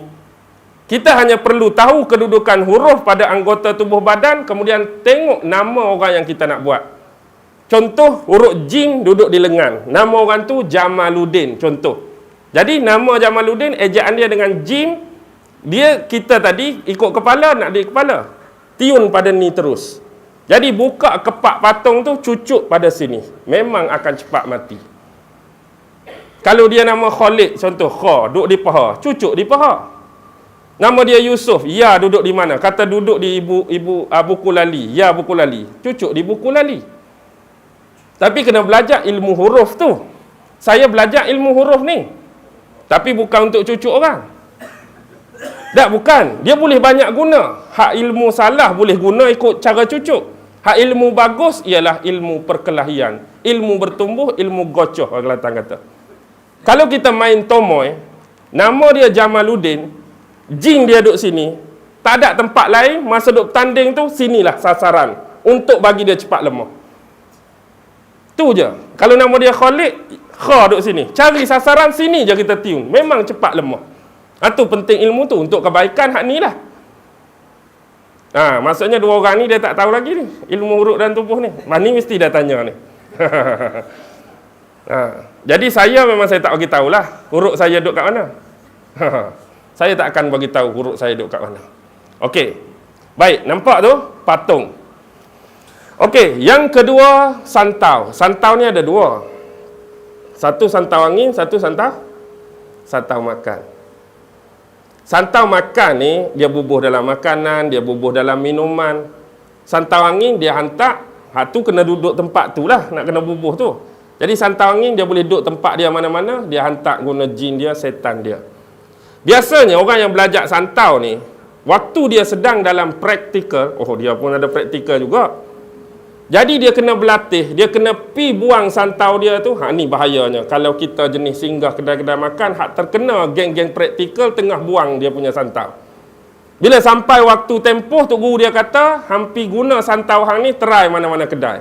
Jadi dia pi mana-mana kedai, dia lepaskan santau dia. Kalau kebetulan kena gerai goreng pisang kita lah. Jadi bila orang beli tu, nasib kesian dah. Memang akan kena. Tapi dia tak ada niat tu. Dia memanglah nak test ilmu dia, tapi bukan niat dia nak kenal kita. Siapa makan, almarhum lah. Jadi bacalah ayat-ayat yang patut. Baca ayat-ayat yang patut untuk defend dan ruqyah diri kita. Itu dari sudut santau. Seterusnya dari sudut telur layang. Telur layang ni, dia buat telur, kemudian dia bungkus dengan kain kuning, dia cucuk. Dia cucuk. Ni ganti patung lah. Dengan bahasa mudah, payah nak cari patung ke. Malu nak beli patung, kita umur 60, tiba-tiba pergi Giant beli patung. Tak? Oh, pakcik main patung je. Kalau malu lagu tu, dia guna telur. Jadi telur tu, dia bungkus kain kuning, dia cucuk. Lepas tu dia niat lah. Dia niat berserta dengan dia cakap kat jin arahan dia tu, pergi buat apa. Lepas tu kawan tu sakit, menggelupur, menderita. Macam-macam lah, dia panggil telur layang. Lepas tu tangkal dengan azimat. Tangkal dengan azimat ni biasanya bukan untuk orang, untuk tuan tu lah. Pakai tangkal ni, oh jadi hebat. Pakai tangkal ni jadi muka nampak macam Aaron Aziz. Lagu tu lah. Nak bagi seri muka, nak bagi nampak haibah, nak bagi nampak orang tengok tu jenis mudah nak buat urusan, macam-macam lah orang ni. Tak? Okey. Kita ni, apa-apa pun baca bismillah je. Bismillah tu paksi dah. Kita niat saja, minta tolong dengan Allah, bismillahirrahmanirrahim 3 kali, cukup lah. InsyaAllah Allah bagi kelepasan, Allah bagi mudah, lorongan dan laluan. Kalau kita tu sandar, niat dan hajat kita terus pada Allah. Kadang-kadang ada juga sihir yang bersifat nak mengikat kasih sayang, ada juga yang nak memisahkan sesuatu pasangan. Hak suami isteri tu dah popular, dah standard. Ada ni hak jenis baru duk bertunang, tak mau dia bagi jadi kahwin dah. Tak ada bertunang, tak ada kahwin lagi, dah bercerai, dah berpisah, jadi benci, jadi macam-macam. Biasa hak ni kadang-kadang dia guna unsur tadilah. Dia ambil kuku ke, rambut ke, apa-apa unsur pada perempuan tu, kemudian dia buat apa? Dia baca jampi, dia baca mentera, dia bubuhlah ayat. Lepas tu kawan tu pun minum. Bila kawan tu minum, dia pun jadi benci kat tunang dia. Malah aku kahwin dengan hang. Hak suami isteri pula balik benci kat bini. Bila keluar dia rasa aman, keluar rasa selesa, balik masuk dalam rumah jadi panas. Jadi tengok bini pun hak sebelum ni cantik jadi macam mak lampir pun ada tak? Contohlah tu. Hantu ni yang rapik ke. Hak sebelum ni era Fazira jadi tengok muka hantu ni yang rapik. Ada juga. Macam-macam lah. Jadi secara kesimpulan Allah.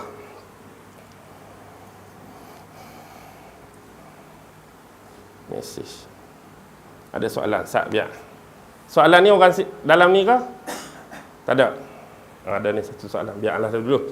Okey, secara kesimpulan malam ni kita dah menghampiri pukul 9. Jadi harap-harap jadi kita dapat memahami walaupun tidak secara perfect 100%, 100% benda-benda asas tu dan cara-cara seseorang menghubungkan diri dengan amalan-amalan, pemujaan-pemujaan, ritual tertentu dengan tariqah-tariqah tadi dan benda-benda yang selalu digunakan sebagai perantara untuk menyampaikan hajat dengan jalan meminta bantuan dan pertolongan bukan dengan Allah tapi dengan jin, dengan iblis ataupun dengan setan.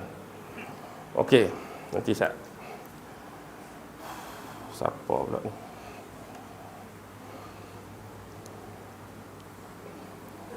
Halo Ustaz. Oh, halo Ustaz. Saya, patut pun. Halo Ustaz, saya Ahleng. Itu murid Ustaz Cina punya orang, mekanik motor relau. Apa itu roda dharma, apa Triratna, apa Pancasila? Apa benda? Ahleng. Okey. Macam ni. Ni bukan orang Islam ni. Ni seorang Cina. Nama dia Ahleng. Ahleng ni tak ada kena mengena dengan Ahleng zaman Sarja Hasan dulu. Zaman Sarja Hasan dulu pun Ahleng juga. Hak ni bukan. Jadi Cina Ahleng ni dia duduk di relau tu. Kerja dia mekanik motor. Jadi kalau saya pi tukar minyak enjin ke, pi apa, orang Kelantan kata terik rata. Nak kata apa bahasa sini terik rata ni? rantai kita tu kendok, dia bagi tegang rantai tu kan, saya duduk sembang lah dengan dia. Kan banyak mereka ada patung-patung Buddha tu. Saya duduk cerita pasal agama lah dengan dia, duduk cerita. Lepas tu saya duduk cakap banyak dengan dia, dia kata, oh hang banyak tahu lah. Nanti apa-apa aku tanya dengan hang. Jadi ni dia tanya sungguh. Dia duduk dalam keadaan tu dekat setahun dah. Bila saya pi saja pasal motor, mesti cerita pasal agama Buddha dengan dia. Jadi ni dia duduk tanya. Dia duduk tanya roda apa ni? Roda Dharma Triratna Pancasila. Oh, macam-macam. Nanti Indonesia Pancasila lain, dalam Buddha Pancasila lain. Okey, macam ni lah lebih kurang. Tak apalah, sambil-sambil. Jadi soalan dia ni penganut agama Buddha. Penganut agama Buddha yang jenis kalau kita orang Islam bukan jenis orang semayang mana. Faham tak? Jenis dia menganut agama tu bukan dia tahu sangat pasal agama dia sendiri. Dan dia pun bukan selalu semayang, dia kata. Jadi dia tanya soalan pertama tentang roda Dharma. Tahu tak roda? Lambang yang macam bendera India kat tengah tu. Bendera India kan lambang roda tu. Jadi dalam agama Buddha pun dia ada. Dia panggil putaran roda Dharma. Macam ni. Sebelum tu, nama sebenar Buddha ni ialah Siddhartha Gautama Buddha. Nama betul dia tu, Siddhartha Gautama Buddha. Bapa dia ialah Sri Raja Baginda Raja Sudodana. Nama bapa dia Sudodana dari suku kaum Sakya dia ni. Mak dia Sri Ratu Maha Dewi Maya. Baik. Bila dua orang ni berkahwin, maka lahirlah Siddhartha Gautama Buddha Taman Lumbini. Bila anak ni lahir, 7 hari lepas dia lahir ni, mak dia meninggal.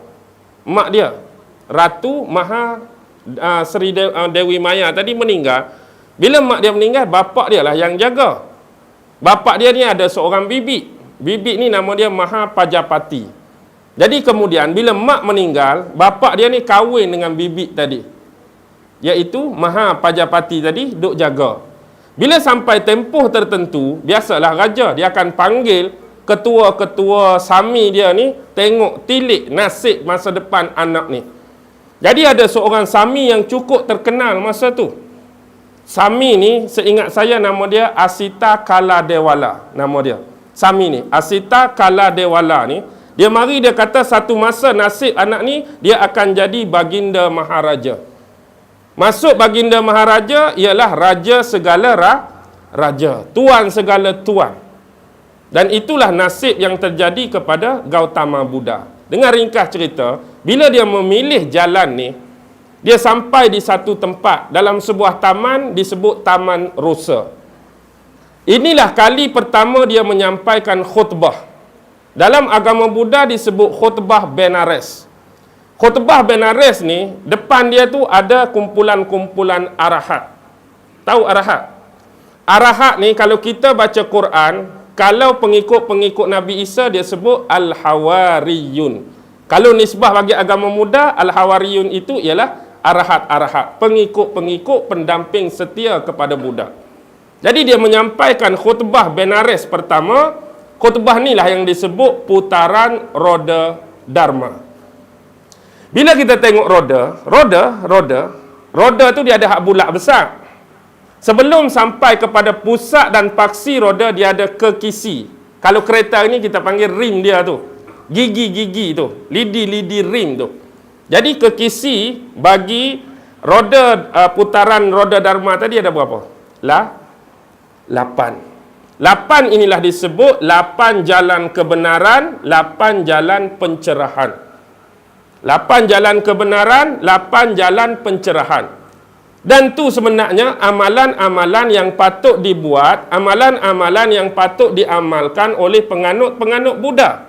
Dengan kata lain, kenapa dia guna perlambangan roda? Sebab roda ni sifat dia sentiasa berputar. Siapa yang putar roda, maksudnya amalan tu hidup dalam diri dia. Siapa yang tak putar roda, seolah-olah macam dia tak beramal dengan apa yang dijadikan asas kepada 8 pelajaran tu. Macam kita hari ni ada Quran tapi tak tak baca. Allah suruh semayang, tak semayang. Allah suruh puasa, tak puasa. Jadilah roda tak berpusing. Nisbah mudah. Jadi kalau dia tu nak betul-betul mengamalkan ajaran dia, 8 benda tu sentiasa berputar. Maksudnya mengamalkan 8 benda ni. Bila roda tu berpusing kuat, akhirnya kita nampak lagi tak bilah tu. Mula-mula nampak dia bergerak perlahan bilah tu. Tapi bila laju zoom, kita akan nampak apa? Paksi hak tengah tu. Itulah tahap capaian yang mereka nak. Inilah dalam agama Buddha disebut nirwana. Bukan nirwana Kurt Cobain tu tak. Dia ada satu kumpulan nirwana Kurt Cobain hak bunuh diri tu kan. Tu bukan nirwana lain. Ni nirwana kalau kita ni satu tahap yang dapat berdampingan dengan pencipta. Ni nirwana. Satu alam, kalau kita lebih pada syurga sebenarnya tahap nirwana terjemahan sebenar Buddha ni. Syurga tu bawah nirwana lagi. Istilah nirwana sebenar. Maksudnya satu alam yang lebih tinggi, dekat pada hadirat Allah lah kalau kita. Dekat dengan hakikat pencipta dah nirwana ni. Baik. Apa yang disebut jalan 8 kebenaran, 8 pencerahan tu bahasa mudah macam ni. Pertama dia sebut pandangan yang benar. Pandangan yang benar. Yang kedua, fikiran yang benar. Nombor 3, ucapan yang benar. Nombor 4, perbuatan, akhlak yang benar. 5, penghidupan yang benar. 6, usaha yang benar. 7, pemerhatian yang benar. 8, konsentrasi yang benar. Faham ke tak? Pandangan yang benar. Maksud dia macam ni. Setiap penganut-penganut Buddha, mereka harus melihat pemandangan dari dalam mata Buddha. Maksudnya melihat dari sudut pandangan Buddha, mata ada 2. Kita pun kena tengok alam dan kemanusiaan hari ini dengan 2. Satu, pandangan bijaksana. Yang kedua, pandangan belas ihsan, belas kasihan. Maksudnya kita tengok sesuatu benda tu dengan bijak. Jadi jangan tengok sekali tu terus kita keluarkan pendapat. Mungkin yang zahir kita nampak demikian, belakang tu mungkin lagu lain. Jangan cepat keluarkan perkataan, jangan cepat melatah dengan masa muda. Tengok tu dengan bijak, baru keluarkan sesuatu pandangan. Yang kedua, kena ada ihsan. Kena ada belas kasihan. Sebab manusia ini tidak ditakdirkan punya bakat dan kemahiran yang sama. Kalau kita dikurniakan lebih, ihsan, kasihanlah kepada orang yang lebih kurang dari kita. Itu pandangan yang benar. Yang kedua disebut sebagai pemikiran yang benar. Maksudnya hidup kita hari-hari fikir hanya benda yang baik, benda yang positif dan pikiran-pikiran yang jernih. Jangan duk fikir benda mengarut. Jangan duk fikir benda negatif. Fikiran yang baik, fikiran yang betul, fikiran yang jernihlah akan menghasilkan karakter-karakter dan peribadi yang baik. Fikirkan apa yang kita fikirkan. Diri kita tu sebenar apa yang kita fikir. Betul ke tak? Kau fikirkan kau boleh tu tak? Lagu. Bila kita fikir kita boleh, memang boleh. Jika kita fikir kita tak boleh, memang awal-awal lagi. Kita memang tak boleh. Sebab kita fikir kita tak boleh. Kita tu apa yang kita fikir. Okey, yang ketiga, ucapan yang benar. Jauhilah pembohongan, jauhilah pendustaan, jauhilah penipuan. Ucap benda yang bagus, benda yang baik, benda yang berilmu, benda yang bermanfaat. Tu dari ucapan yang benar. Peribadi, nombor 4, perkerti yang benar, akhlak yang benar. Buat hanya perkara-perkara Islam cakap mudah, akhlak mahmudah, buang akhlak mazmumah. Penghidupan yang benar, ni ada kata-kata masyhur dia. Penghidupan yang benar macam ni. Penghidupan yang benar, Buddha kata apa? Buddha pernah kata, jika kamu mencari rezeki, janganlah menyebabkan rezeki yang kamu dapat menyusahkan kehidupan orang lain. Bila kamu cari rezeki, dan kalau boleh rezeki yang kamu dapat tu bukan dengan jalan menyusahkan hidup orang lain. Yang kedua dia sebut tentang penghidupan ni, jika kamu mencari kebahagiaan dalam hidup dan kamu berjumpa kebahagiaan, janganlah sesekali kebahagiaan yang kamu dapat tu dengan jalan menafikan kebahagiaan orang lain. Seterusnya ialah apa dia? Usaha yang benar. Usaha yang benar di sini merujuk kepada jalan yang sebenar menuju kepada Tuhan. Bukan bersifat dunia ni. Usaha nak menjadikan kita tu dekat dengan Tuhan. Ibadat-ibadat, ritual-ritual, amalan-amalan dalam agama Buddha, itulah usaha yang benar. Jadi tinggalkan benda yang bersifat fana, hancur ni. Jadi pergi hak kekal, Tuhan pencipta kita. Pemerhatian yang benar. Jadi kata-kata harus benar, perbuatan harus benar, semua. Yang akhir sekali konsentrasi tu, inilah dipanggil tahap meditasi. Maksudnya memikirkan tentang pencipta. Bagaimana cara untuk sampai ke sana. Itu maksud dia roda dharma yang 8. Putaran roda dharma. Jadi baik. Tadi dia tanya apa? Tri Ratna kan? Pernah dengar tak Tri Ratna? Ratna ni biasa kalau terjemah bahasa Melayu apa Ratna ni? Ratna Sari nama orang tak? Dulu ada seorang penyanyi nama Roy. Kau Ratnaku, lagu dia tak? Ratna. Tri Ratna ni bukan macam Trinity. Kalau saya sebut Trinity tahu? Trinity ni macam Kristian punya pegangan akidah itulah Trinity. 1 Allah, 2 Nabi Isa, 3 Ruhul Kudus. Tu Trinity. Dalam agama apa tadi? Agama Kristian. Dalam agama Hindu ada Trinity. Tuhan Brahma, Tuhan Vishnu, Tuhan Shiva. Dalam agama Buddha ada Trinity. Buddha Dharma, Buddha Amitabha, Buddha Maitreya. Trinity. Baik. Sekarang dalam agama Buddha, kalau kita kitab Al-Quran, Yahudi kitab Taurat, Injil kitab Isa sebagai contoh, mereka ada kitab-kitab yang namakan Tripitaka. Bukan Tri Ratna lagi ni, Tripitaka. Bahasa Sanskrit, Tripitaka bermaksud 3 bakul. Tahu bakul? 3 bakul lah, Tripitaka. 3 bakul, kitab pertama nama apa? Sutta Pitaka. Kedua, Wisaya Pitaka. Ketiga, Abhidhamma Pitaka. Ni kitab asas agama Buddha. Sutta Pitaka, Wisaya Pitaka, Abhidhamma Pitaka gabung jadi Tri Pitaka tadi. Baik, yang dia nak tanya Tri Ratna. Tri Ratna saya nak sebut. Pertama Buddha, yang kedua Dharma, yang ketiga Sangha. Oh, tak tahu semua Ustaz. Buddha tu Buddha lah. Buddha tu Buddha. Dharma kalau dalam istilah Islam itulah tariqah. Dharma ni jalan nak sampai pada Tuhan. Dan Sangha itu ialah biarawan ataupun biarawati. Dengan bahasa mudah, Sangha tu adalah sami lelaki dan juga Sangha tu merujuk kepada sami perempuan. Jadi bagi macam ni, kalau huraian agama Buddha, Buddha dia tahu dah bakat yang pencipta bagi, kemahiran yang Tuhan bagi tak sama.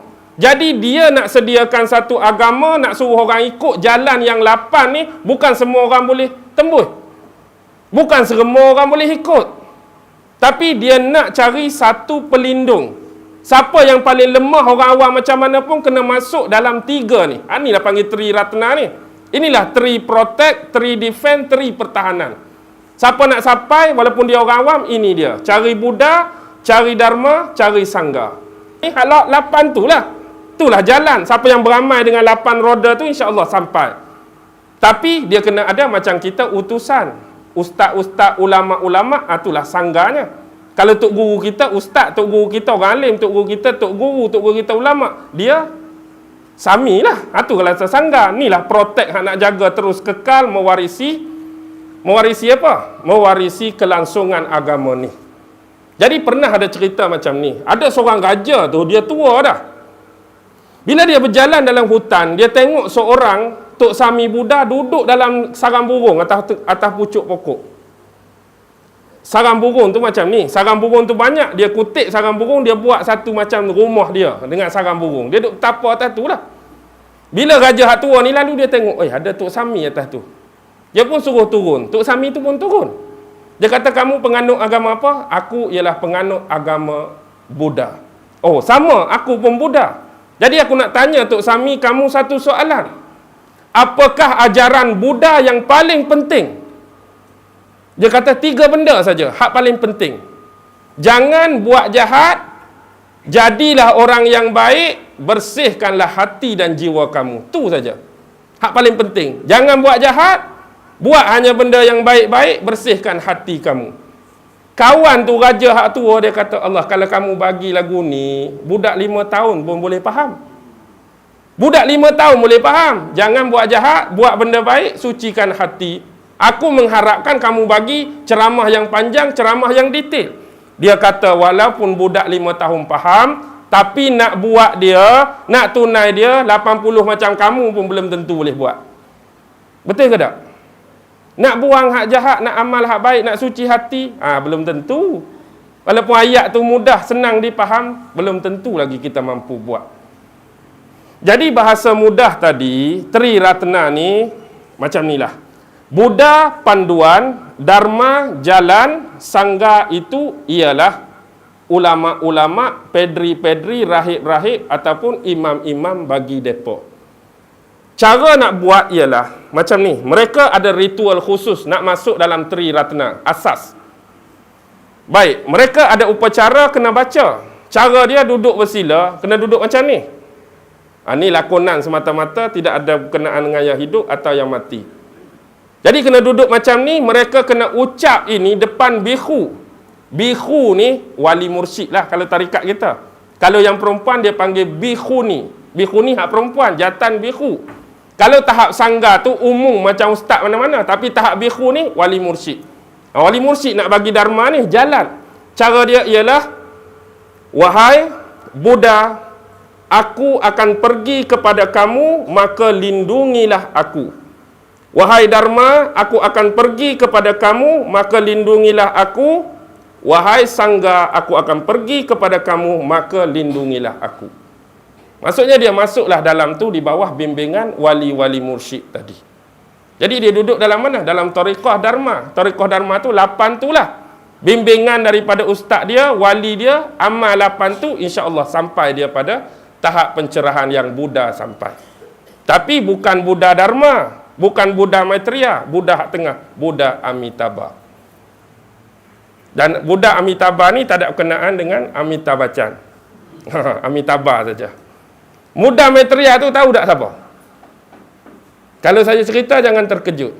Hakikat hujung Buddha Maitreya bila dia cerita dalam 3 kitab dia ni, sifat-sifat kelahiran dia, bagaimana dia hidup, Buddha Maitreya lebih menjurus kepada siapa? Nabi Muhammad sallallahu alaihi wasallam. Sifat-sifat Buddha Maitreya sebiji dengan kisah Nabi Muhammad. Sebenarnya agama-agama yang terasing ni terhasil daripada kitab-kitab lama, daripada ajaran nabi-nabi yang dah jauh, akhirnya diselewengkan oleh jin, iblis dan setan. Jadi hak asal itu masih banyak lagi kesamaan. Juga macam Hindu. Tengok Kalki Avatar. Mereka duk tunggu Kalki Avatar muncul hujung zaman. Padahal Nabi dah Kalki Avatar tu. Dan tak ada kena-mengena dengan filem Avatar hak orang warna biru tu. Tu Kalki Avatar. Kalau Buddha Maitreya tu. Buddha Maitreya itulah Nabi Muhammad. Cuba baca, cuba kaji, insya-Allah anda akan bertemu dengan segala sifat dia tunjuk sebiji. Ada tak Buddha duduk padang pasir? Ada tak Buddha duduk padang pasir? Pernah tengok tak orang Buddha duduk padang pasir? Tapi dalam tu sifat Buddha akhir zaman, Buddha Maitreya dia duduk padang pasir. Anak yatim. Waktu dia kecil dah kematian ibu dan bapa. Duduk di bumi yang panas, bumi yang gersang. Akan membawa satu pencerahan dan cahaya baru, akan ditentang oleh kaum dia sendiri. Tapi tak ada lagi cerita Buddha-Buddha hebat macam tu, kecuali hanya mirip kepada kisah Nabi Muhammad. Jangan terkejut, sebenarnya banyak kitab-kitab agama lain yang sebenarnya tersisip kisah Nabi-Nabi dan Rasul. Kisah Nabi-Nabi dan Rasul banyak. Tapi kita perlu buat analisa dan kajian. Okey, abaikan Pancasila. Pancasila betul lah abang kata tu, Indonesia. Itu rukun negara. Pancasila dalam nisbah agama Buddha ialah pengakuan untuk tidak melakukan 5 perkara yang terkutuk. Pertama ialah jangan membunuh. Yang kedua, jangan mencuri. Yang ketiga, jangan berzina. Yang keempat, jangan berbohong. Yang kelima, jangan minum arak atau minum minuman keras atau memabukkan. Itu Pancasila dalam agama Buddha. Sebab tu dia kena ada ritual depan biku juga, kena duduk macam tadi.